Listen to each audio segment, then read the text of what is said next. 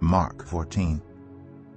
Now the Passover and the festival of unleavened bread were only 2 days away, and the chief priests and the teachers of the law were scheming to arrest Jesus secretly and kill him. But not during the festival, they said, or the people may riot. While he was in Bethany, reclining at the table in the home of Simon the leper, a woman came with an alabaster jar of very expensive perfume made of pure nard. She broke the jar and poured the perfume on his head. Some of those present were saying indignantly to one another, "Why this waste of perfume? It could have been sold for more than a year's wages and the money given to the poor." And they rebuked her harshly. "Leave her alone," said Jesus. "Why are you bothering her? She has done a beautiful thing to me. The poor you will always have with you, and you can help them any time you want, but you will not always have me. She did what she could. She poured perfume on my body beforehand to prepare for my burial. Truly, I tell you, wherever the gospel is preached throughout the world, what she has done will also be told in memory of her." Then Judas Iscariot, one of the 12, went to the chief priests to betray Jesus to them. They were delighted to hear this and promised to give him money. So he watched for an opportunity to hand him over. On the first day of the festival of unleavened bread, when it was customary to sacrifice the Passover lamb, Jesus' disciples asked him, "Where do you want us to go and make preparations for you to eat the Passover?"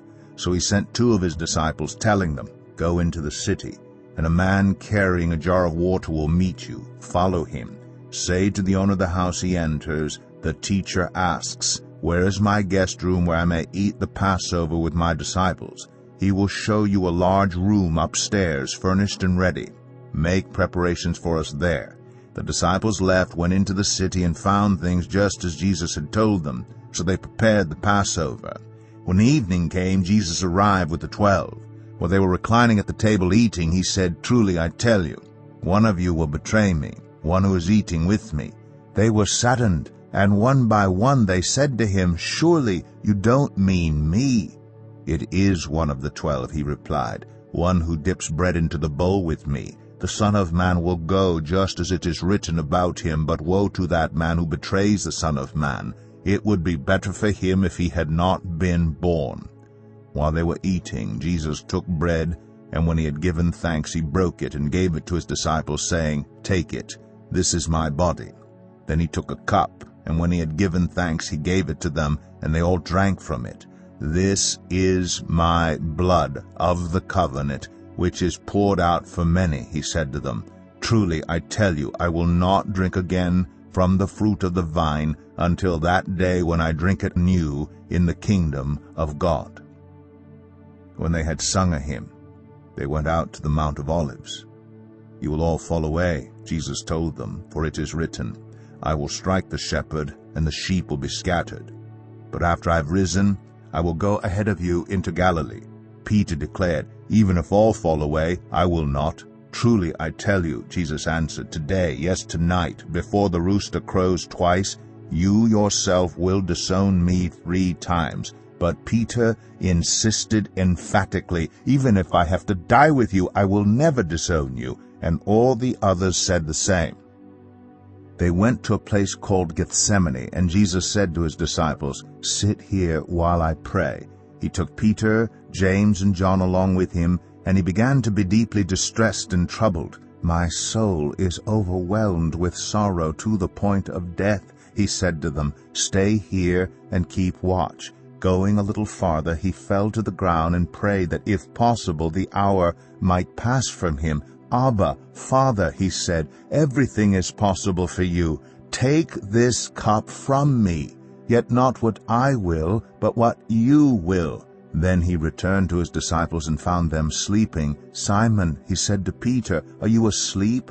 Couldn't you keep watch for 1 hour? Watch and pray so that you will not fall into temptation. The spirit is willing, but the flesh is weak." Once more he went away and prayed the same thing. When he came back, he again found them sleeping because their eyes were heavy. They did not know what to say to him. Returning the 3rd time, he said to them, "Are you still sleeping and resting? Enough, the hour has come. Look, the Son of Man is delivered into the hands of sinners. Rise, let us go. "Here comes my betrayer." Just as he was speaking, Judas, one of the 12, appeared. With him was a crowd armed with swords and clubs, sent from the chief priests, the teachers of the law, and the elders. Now the betrayer had arranged a signal with them. "The one I kiss is the man. Arrest him and lead him away under guard." Going at once to Jesus, Judas said, "Rabbi," and kissed him. The men seized Jesus and arrested him. Then one of those standing near drew his sword and struck the servant of the high priest, cutting off his ear. "Am I leading a rebellion," said Jesus, "that you come out with swords and clubs to capture me? Every day I was with you, teaching in the temple courts, and you did not arrest me. But the scriptures must be fulfilled." Then everyone deserted him and fled. A young man wearing nothing but a linen garment was following Jesus. When they seized him, he fled naked, leaving his garment behind.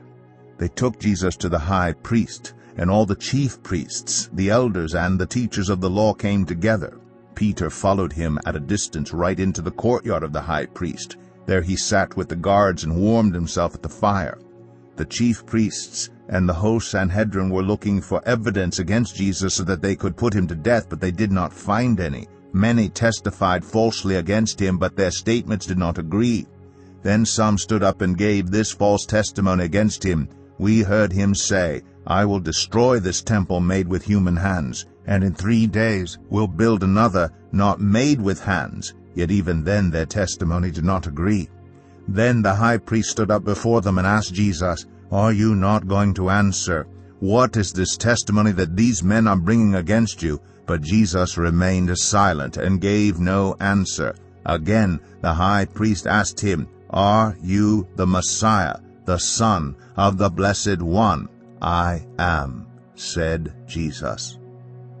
"And you will see the Son of Man sitting at the right hand of the Mighty One and coming on the clouds of heaven." The high priest tore his clothes. "Why do we need any more witnesses?" he asked. "You have heard the blasphemy. What do you think?" They all condemned him as worthy of death. Then some began to spit at him. They blindfolded him, struck him with their fists, and said, "Prophesy!" And the guards took him and beat him. While Peter was below in the courtyard, one of the servant girls of the high priest came by. When she saw Peter warming himself, she looked closely at him. "You also were with that Nazarene Jesus," she said, but he denied it. "I don't know or understand what you're talking about," he said, and went out into the entryway. When the servant girl saw him there, she said again to those standing around, "This fellow is one of them." Again he denied it. After a little while, those standing near said to Peter, "Surely you are one of them, for you are a Galilean." He began to call down curses, and he swore to them, "I don't know this man you're talking about." Immediately the rooster crowed the second time. Then Peter remembered the word Jesus had spoken to him, "Before the rooster crows twice, you will disown me 3 times." And he broke down and wept.